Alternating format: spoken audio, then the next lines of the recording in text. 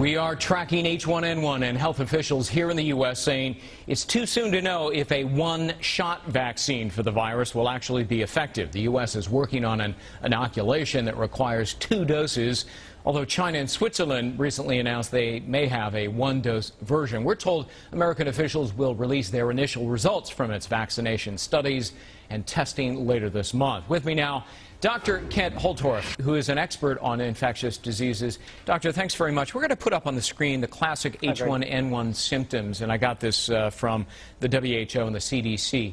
If anybody exhibits these symptoms, what should they do? Should they go to the hospital? Should they see their doctor? What? Well, the nice thing is it's showing that the H1N1 virus is losing its virulence. So we saw this as it came through Mexico. It lost its virulence in that the symptoms were much more mild. And that's what seems to be happening as it's making its way back through as a seasonal flu. So basically, the recommendations are the same as the seasonal flu. If you have continual fever for more than 3 hours, call your physician. If you have recurrence of fever after it goes away, if you have a high risk, including small children, consider calling your physician. Yeah. If you do have, let's say, a kid turns blue, has blue fingernails, go to the emergency room.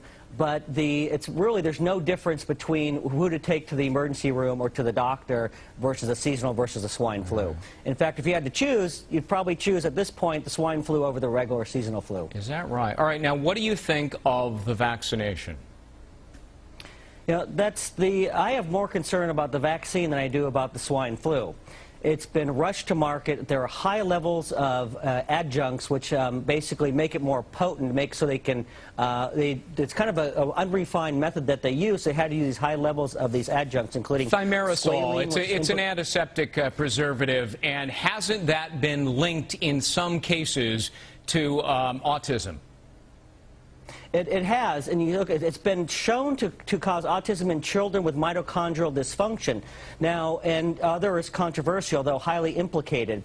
And the problem is you don't know if your child has mitochondrial dysfunction. I also worry about children and people who have blood-brain barrier dysfunction or it's not fully developed, which include children, pregnant women, chronic neurological illnesses, and chronic fatigue syndrome and fibromyalgia. I've seen these people have been devastated by these infections. All right, would you give it to your kids?